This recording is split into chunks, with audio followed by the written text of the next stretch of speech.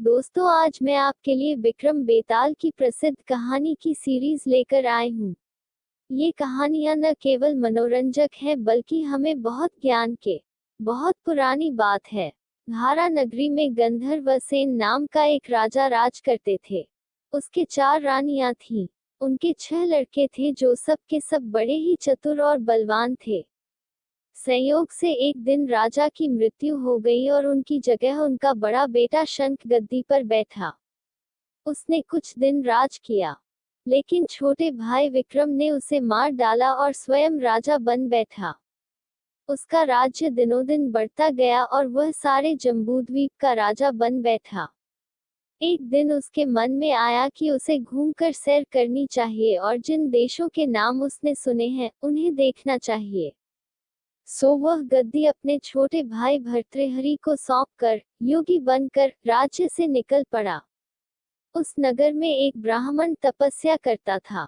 एक दिन देवता ने प्रसन्न होकर उसे एक फल दिया और कहा कि इसे जो भी खाएगा वह अमर हो जाएगा। ब्राह्मण ने वह फल लाकर अपनी पत्नी को दिया और देवता की बात भी बता दी।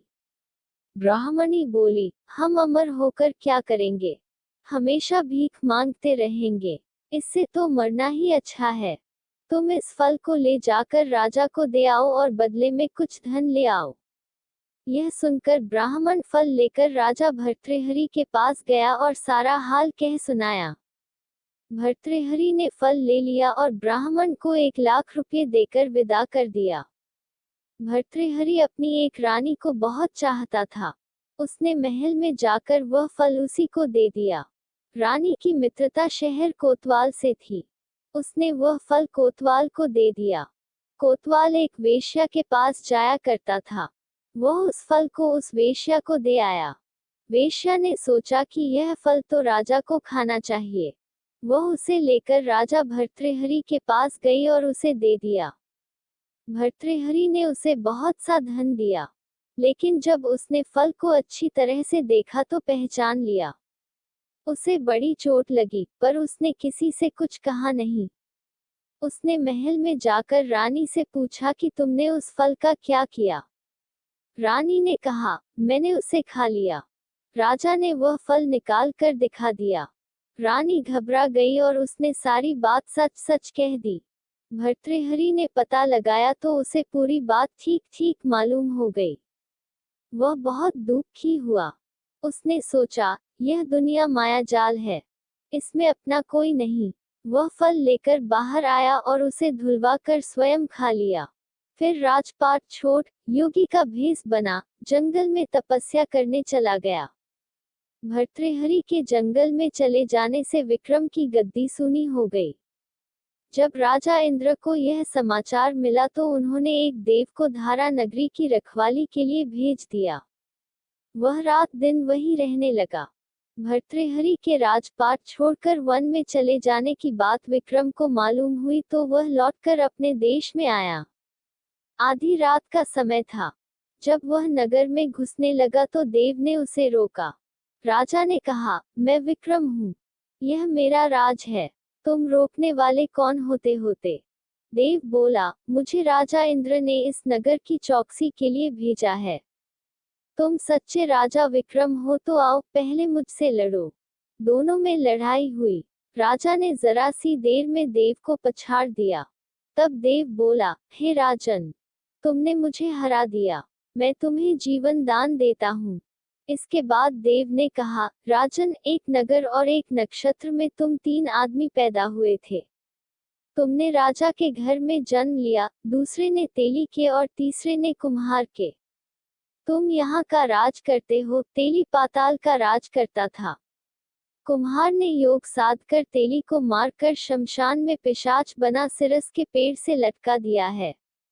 अब वह तुम्हें मारने की फिराक में है, उससे सावधान रहना। इतना कहकर देव चला गया और राजा महल में आ गया। राजा को वापस आया देख सबको बड़ी खुशी हुई। नगर में आनंद मनाया गया। राजा फिर राज करने लगा। एक दिन की बात है कि शांतिशील नाम का एक योगी राजा के पास दरबार में आया और उसे एक फल देकर चला गया। राजा को आशंका हुई कि देव ने जिस आदमी को बताया था कहीं यह वही तो नहीं है। यह सोच उसने फल नहीं खाया, भंडारी को दे दिया। योगी आता और राजा को एक फल दे जाता। संयोग से एक दिन राजा अपना अस्तबल देखने गया था। योगी वहीं पहुंच और फल राजा के हाथ में दे दिया। राजा ने उसे उछाला तो वह हाथ से छूटकर धरती पर गिर पड़ा। उसी समय एक बंदर ने झपटकर उसे उठा लिया और तोड़ डाला। उसमें से एक लाल निकला, जिसकी चमक से सबकी आंखें चौंधिया गईं। राजा को बड़ा अचरज हुआ। उसने योगी से पूछा, आप यह लाल मुझे रोज क्यों दे जाते हैं? योगी ने जवाब दिया, महाराज, राजा, गुरु, ज्योतिषी, वैद्य और बेटी, इनके घर कभी खाली हाथ नहीं जाना चाहिए। राजा ने भंडारी को बुलाकर पीछे के सब फल मंगवाए। तुड़वाने पर सब में से एक एक लाल निकला। इतने लाल देखकर राजा को बड़ा हर्ष हुआ। उसने जौहरी को बुलवाकर उनका मूल्य पूछा। जौहरी बोला, महाराज, ये लाल इतने कीमती हैं कि इनका मोल करोड़ों रुपयों में भी नहीं आंका जा सकता। एक एक लाल एक एक राज्य के बराबर है। यह सुनकर राजा योगी का हाथ पकड़कर गद्दी पर ले गया। बोला, योगीराज, आप सुनी हुई बुरी बातें दूसरों के सामने नहीं कही जाती। राजा उसे अकेले में ले गया। वहां जाकर योगी ने कहा, महाराज, बात यह है कि गोदावरी नदी के किनारे मसान में मैं एक मंत्र सिद्ध कर रहा हूँ। उसके सिद्ध हो जाने पर मेरा मनोरथ पूरा हो जाएगा। तुम एक रात मेरे पास रहोगे तो मंत्र सिद्ध हो जाएगा। एक दिन रात को हथियार बांधकर तुम अकेले मेरे पास आ जाना। राजा ने कहा, अच्छी बात है। इसके उपरांत योगी दिन और समय बताकर अपने मठ में चला गया। वह दिन आने पर राजा अकेला वहां पहुंचा। योगी ने उसे अपने पास बिठा लिया। थोड़ी देर बैठकर राजा ने पूछा, महाराज, मेरे लिए क्या आज्ञा है? योगी ने कहा, राजन, यहाँ से दक्षिण दिशा में 2 कोस की दूरी पर मसान में एक सिरस के पेड़ पर एक मुर्दा लटका है। उसे मेरे पास ले आओ, तब तक मैं यहाँ पूजा करता हूँ। यह सुनकर राजा वहां से चल दिया। बड़ी भयंकर रात थी। चारों ओर अंधेरा फैला था। पानी बरस रहा था। भूत प्रेत शोर मचा रहे थे। सांप आकर पैरों में लिपटते थे। लेकिन राजा हिम्मत से आगे बढ़ता गया।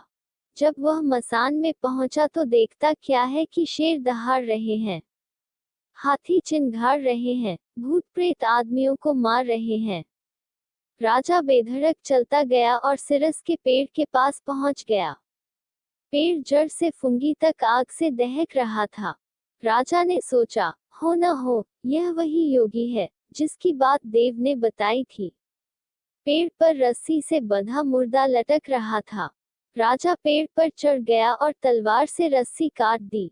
मुर्दा नीचे गिर पड़ा और दहाड़ मार मार कर रोने लगा। राजा ने नीचे आकर पूछा, तू कौन है? राजा का इतना कहना था कि वह मुर्दा खिलखिलकर हंस पड़ा। राजा को बड़ा अचरज हुआ। तभी वह मुर्दा फिर पेड़ पर जा लटका। राजा फिर चढ़कर ऊपर गया और रस्सी काट मुर्दे का बगल में दबा नीचे आया। बोला, बता, तू कौन है? मुर्दा चुप रहा। तब राजा ने उसे एक चादर में बांधा और योगी के पास ले चला। रास्ते में वह मुर्दा बोला, मैं बेताल हूँ। तू कौन है और मुझे कहाँ ले जा रहा है? राजा ने कहा, मेरा नाम विक्रम है। मैं धारा नगरी का राजा हूँ। मैं तुझे योगी के पास ले जा रहा हूँ। बेताल बोला, मैं एक शर्त पर चलूंगा।